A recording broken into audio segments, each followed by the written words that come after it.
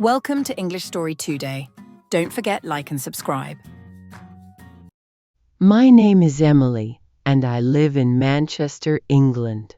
When I was just 21 years old, I got married. It was a love marriage. My husband's name was Aaron Mitchell.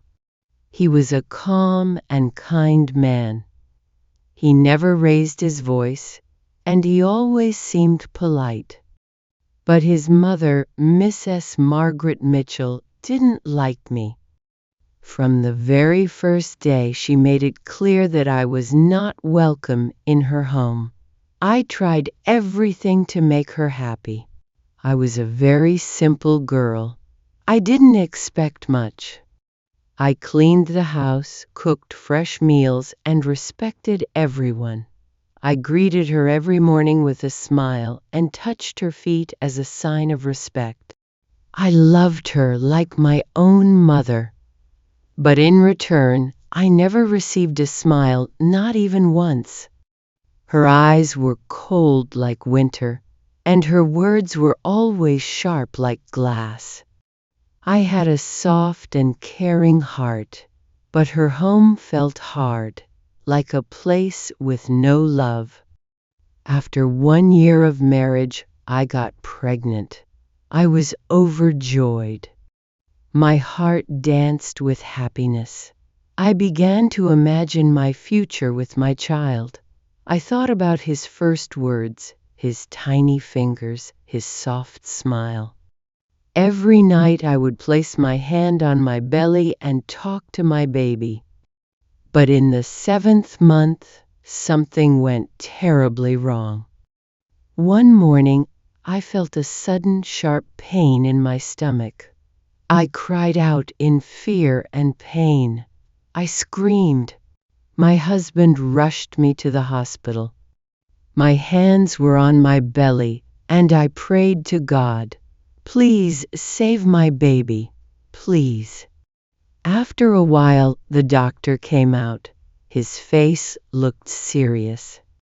He sat beside me and said the words that broke my soul. "I am very sorry. Your baby did not survive."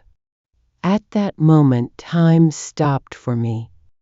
I couldn't move. I couldn't breathe. I couldn't even cry. My baby, my world was gone before I ever got to hold him. It felt like someone had taken away a part of me, and I would never get it back. After that day, I was not the same. I became weak. My body hurt, but my heart hurt more. I stayed inside my room. I didn't talk. I didn't eat properly. I just cried quietly. My mother-in-law stood outside my door and said loudly, "She is unlucky. She brought death into this house." Her words were like knives. I wanted someone to hold me and tell me it wasn't my fault, but I received only hate. My husband, Aaron, slowly became distant. He no longer asked how I felt. He stopped comforting me.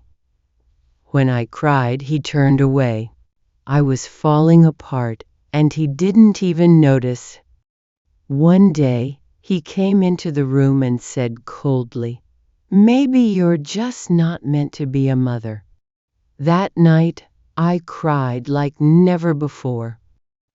I held my pillow and asked God, "Why me?" My heart shattered into 1,000 pieces. Months passed. I went to doctors. I took every medicine. I followed every piece of advice. I prayed every single night. But still, I couldn't get pregnant again. Then one evening during dinner, my mother-in-law shouted in front of the whole family, "She will never give us a child. She is useless." Her words hit me like a rock. I felt so small, like I didn't matter at all. I stood up and ran to my room. I locked the door, fell on the bed, and screamed into the pillow. I cried and cried until my body was shaking. I felt empty. I felt like I wasn't a real woman. I felt invisible in that house. No one came to check on me, not even Aaron. I was all alone with my pain. And then something worse happened.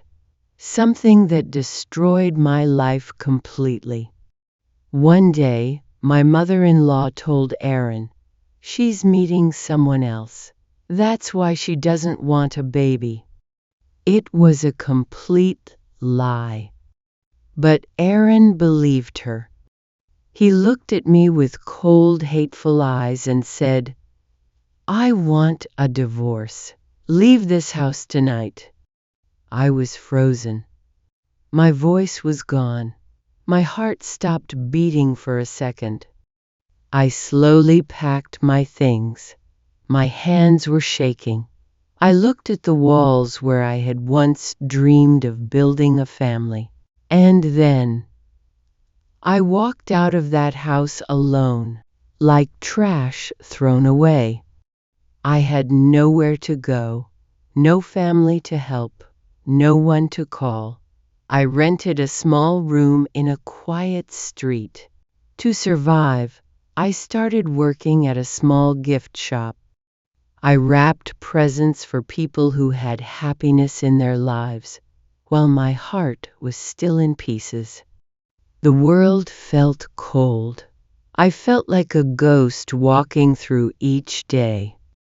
Then one afternoon, a man walked into the shop. His name was Daniel Walker. He asked for a birthday card and smiled. But when he saw my face, his smile faded. He noticed my red eyes.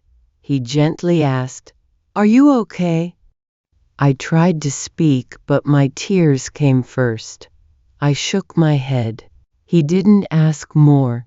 He just gave me a kind look and left. But the next day, he came again. And the day after that, too. He didn't ask too many questions. He just sat, talked, and listened. His voice became peace to my broken soul. For the first time in a long time, I felt seen. I felt human again. Daniel was not like others. He never judged me. He never told me to move on. He just sat beside me quietly. Sometimes we spoke. Sometimes we just sat in silence. And that silence felt warm. After a year of friendship, Daniel held my hand and said, "I want to build a future with you. Will you marry me?" I cried happy tears and said, "Yes." It was not just a yes to marriage. It was a yes to life, a yes to hope. 2 months after our wedding, I felt something soft, something new inside me. I went to the doctor. This time when I came out, I was crying again, but these were tears of joy. I was pregnant. This time Daniel held my hand every step of the way, every doctor's visit, every pain, every fear. He was there. 9 months later, I gave birth to a healthy baby boy. The first cry I heard was the most beautiful sound of my life. The nurse placed him in my arms. I looked into his eyes and whispered, "You are my miracle." We named him Oliver Walker.